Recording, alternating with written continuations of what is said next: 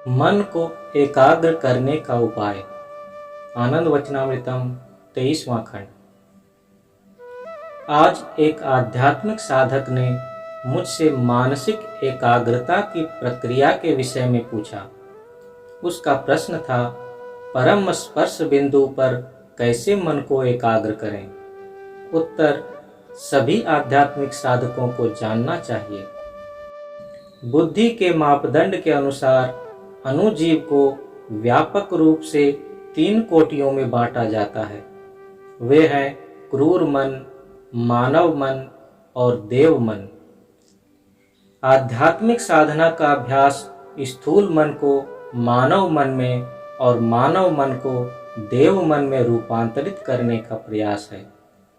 हम लोग मानव समाज में इन तीनों प्रकार की अनुसत्ताएं पाते हैं, अर्थात हम लोगों के समाज में मानव रूप में क्रूर मन या मानव रूप में पशु हैं, मानव हैं और मानव रूप में ईश्वर भी हैं। और हम लोगों के सामाजिक जीवन में सारी समस्याएं इन्हीं क्रूर मानवाकृति वाले लोगों के द्वारा पैदा की गई हैं। और मानवाकार में जो मनुष्य हैं उन्हीं को ये सारी समस्याएं झेलनी पड़ती है। मानवाकार में जो ईश्वर मानव हैं वे ही इन सारी समस्याओं का समाधान कर सकते हैं। उन्हें नई समस्याएं पैदा नहीं करनी है। अब साधना सबों के लिए है। आध्यात्मिक साधना सभी के लिए है। तुम जानते हो, मानव आकृति में भी क्रूर है और पशु आकृति में भी क्रूर है, किंतु इन दोनों क्रूर में मौलिक अंतर है कि क्रूर आकृति में पशु यह नहीं जानता है कि वह पशु आकृति में क्रूर है, किंतु मानव आकृति का क्रूर यह जानता है कि वह मानव आकृति में क्रूर है। उसे कुछ महान कार्य करना चाहिए और प्रथम चरण में एकाग्रता की प्रक्रिया बहुत मानसिक है और द्वितीय चरण में इसकी प्रक्रिया मनोआध्यात्मिक होती है। एक मनुष्य को एक भौतिक देह है, एक मन है और एक आत्मा है। अतः प्रथम चरण में आध्यात्मिक अभ्यास बहुत मानसिक होना चाहिए। भौतिक स्तर से इसका आरंभ और इसका शीर्ष बिंदु भौतिकता और मानसिकता का मिलन बिंदु है। बहुत मानसिक स्तर पर यही प्रक्रिया है और इसके अगले चरण में यह मनोआध्यात्मिक होगा। इसका आरंभ मानसिक स्तर से और अंत होगा आध्यात्मिक स्तर पर। मानव मन बहुत सारी वृत्तियों से परिचालित होता है। मानव मन में बहुत सी वृत्तियां हैं। मन में जटिलता होने के कारण उसका भौतिक देह भी ज्यादा से ज्यादा जटिल होते जाता है। एक पशु का भौतिक शरीर मानव देह से कम जटिल होता है, क्योंकि मानव मन पशु मन से ज्यादा जटिल है। मानव देह में ग्रंथियों की संख्या पशु से ज्यादा है। अब प्रथम चरण की प्रक्रिया बहुत मानसिक है, अर्थात विभिन्न वस्तुओं से मन का प्रत्याहार कर इसे एक विशेष बिंदु पर लाना और उस बिंदु को पुनः मानसिक क्षेत्र की ओर मोड़ देना। और अब अगला चरण है भिन्न भिन्न मानसिक विषयों से, भिन्न भिन्न मानसिक आभोगों से मन को प्रत्याहरित कर उसे परम विषयी सत्ता की ओर मोड़ देना। मन की इसी गति की प्रक्रिया को एकाग्रता की प्रक्रिया कहते हैं। एकाग्रता एक बड़ी साधना है, एक बड़ी आध्यात्मिक साधना है, किंतु इसके साथ कुछ सहायक साधनाएं भी हैं। उदाहरण के लिए आसन और प्राणायाम सहायक तत्व हैं। ये साधना नहीं है, इन्हें साधनांग कहा जाता है। अब मानसिक गति की इस प्रक्रिया में यदि मन भारी हो जाए तब इसका आगे बढ़ना संभव नहीं हो पाएगा। मान लो तुम एक नदी पार कर रहे हो। यदि नाव पानी से भर जाए तब तुम क्या करोगे? तुम नदी पार करने में समर्थ नहीं हो पाओगे।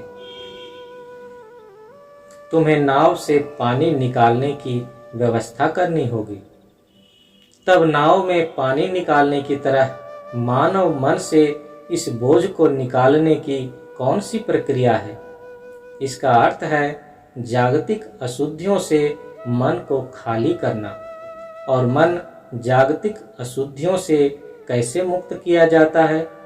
इसके लिए समाज की स्वार्थ रहित सेवा करनी है, बिना जाति, धर्म, राष्ट्रीयता अथवा लिंग के विचार से सेवा करनी है।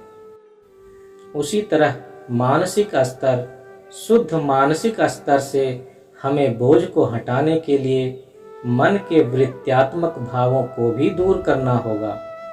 अर्थात प्रथम चरण में भौत मानसिक कर्म होना चाहिए और द्वितीय चरण में मनो आध्यात्मिक कर्म होना चाहिए। मोक्षार्थी को समाज सेवा करनी ही होगी।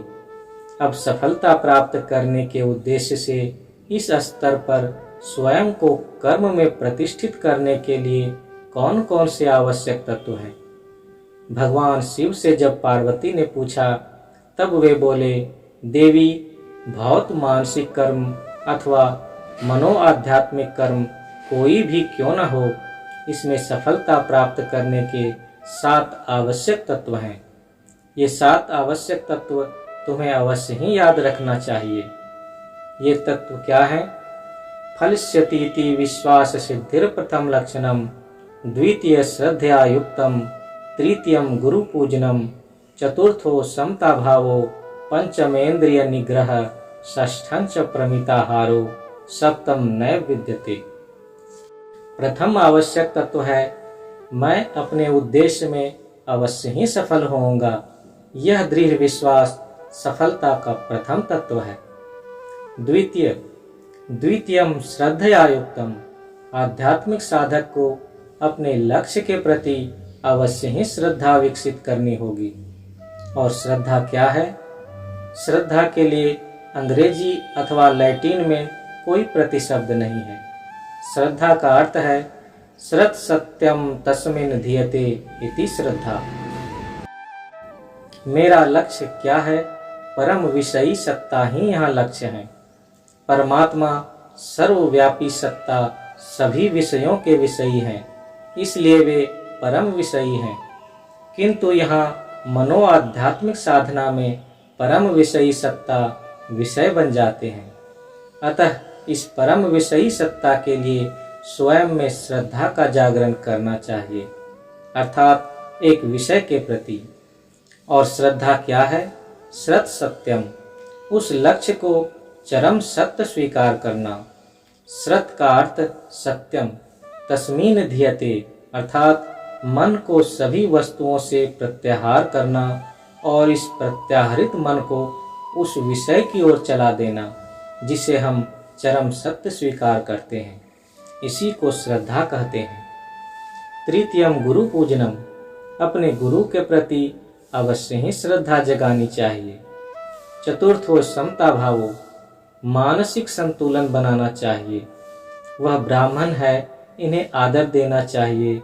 वह एक एड़वा है, वह मुझसे हीन है, यह विचार खतरनाक है। यदि कोई इस तरह के विचारों को प्रेरित करे, वह कभी भी परम आनंद को प्राप्त करने में समर्थ नहीं हो सकेगा।